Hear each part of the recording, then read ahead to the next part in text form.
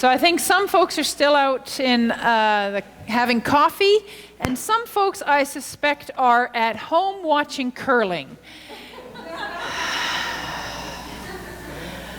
That's all right. I guess that's why we record our services, hey? Okay. Lots of announcements in your bulletins today. I just want to highlight a couple of them. This coming up week on March 14th, that's Saturday, it's Pi Day. March 14th, the third month, the 14th day, 3.14 pi, get it?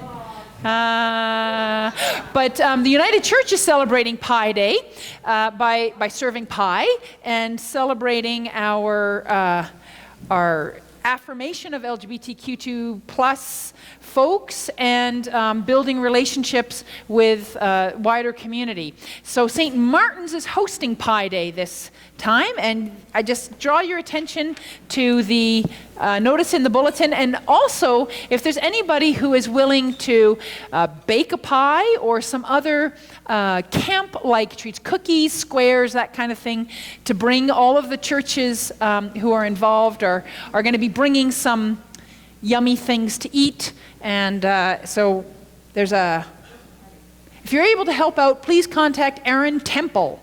So if you give Erin a call, or her email address is there in the messenger. Also on the back end, just to draw your attention, there's a petition out in the lounge to end conversion therapy. So that's when folks who are wrestling with their sexual or gender identity go to get some support around that, wanting Saskatchewan to make it illegal for helping professionals to try to convert people away from their authentic identity into some sort of mold that they don't fit in. So those two things are there. I've also been asked to let folks know that the annual congregational meeting will be on March 29th, Sunday, March 29th. I don't think that's actually in the bulletin. We have not yet sorted out whether there's going to be one service that Sunday with a meeting to follow, if there'll be two services with a meeting to follow, if there'll be one service but at an unusual time, or if the meeting will take place within the body of worship. So, stay tuned. There will be worship, and there will be a meeting. And what order those happen in and what time they happen at is to be determined. So more information will be in announcements in the future. You have an announcement, Pat. Thank you.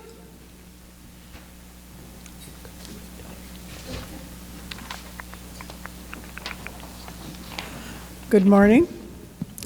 I would like to tell you, and unless you're deaf, blind, and otherwise incapacitated, there's an Easter ham supper coming up. And they need some help, apparently. Obviously, in reading messengers, giving notices to tell everybody that it's on. And we just want everybody to know that this is happening and to get your tickets, and be aware that all hands on deck, regardless whether you buy a ticket or just come and eat. You also are requested to help. I know, but you'll be enthused because you can do, you can come and eat, and then you'll have all that energy to come and help clean up and all sorts of other things. So there's 3 sittings, 4:45, 5:30, and 6:15. So please get your tickets. It's in this, our lovely church and hall. And I guess I'm also to mention that all the proceeds go towards the church. They don't go to, the UCW are very involved in arranging it, but all the proceeds go to the church and help out with all the things we have going on. Thanks very much. Thank you. One announcement that we forgot last week, you'll remember Shirley, who we were taking food to and visiting, who was in Saskatoon to donate a kidney as part of this kidney donation program. Well, she wrote to us. She wrote to us and her congregation wrote to us. So this here's a card from Oak Bank United Church thanking us for our support of Shirley, and we'll put this out in the lounge for folks to take a look at.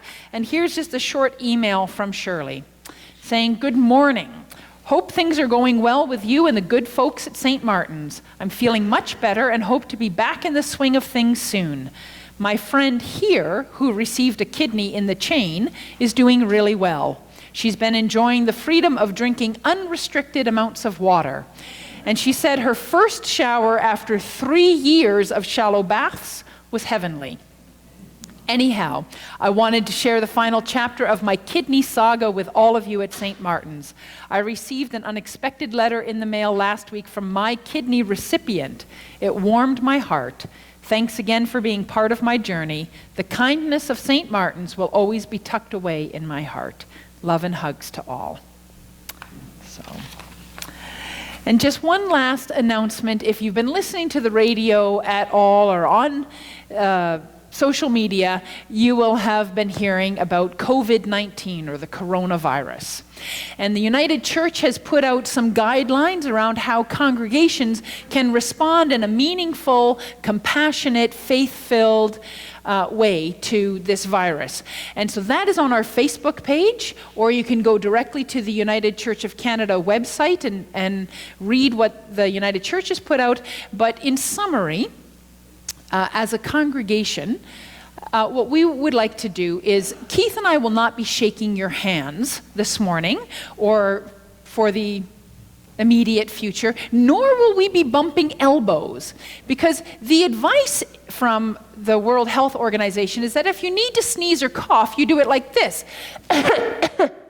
Right into your elbow. So let's not take our cough zones and rub them up against each other. We're just going to leave those aside. We can greet one another by warmly looking one another in the eye, say using our words to greet one another, or we can take a leaf out of the page of some of our Eastern relatives, and if you want to just offer a small bow of acknowledgement to one another. It's another way of replacing the handshake or the elbow bump or the fist bump. And we do this, we know that so far, COVID-19 is not in Saskatoon. But we're not going to, it may never come. We hope it never comes. But if it does come, we're not going to know about it until after it's already arrived and people have been diagnosed with it. So this is in part to be responsible in not potentially spreading the virus if it does come here. It's also recognizing that while I might feel my immune system is tip-top, that isn't necessarily true of everyone that I'm greeting.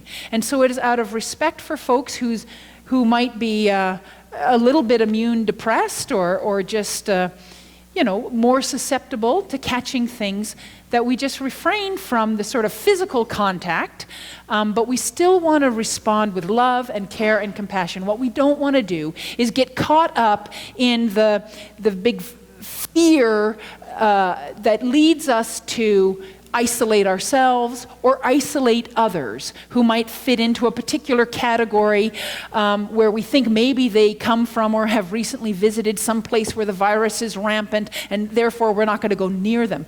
That's not necessary. You don't catch this virus by being in the presence of somebody who has it. It's through contact. So we wash our hands, we try to avoid touching our faces. We're not going to shake hands or bump elbows, but we are going to love our neighbors. We are still going to eat at all the different restaurants. We are still going to shop in all of the stores. And we are going to protect ourselves, protect our neighbors, and continue to be in good relationship with one another. So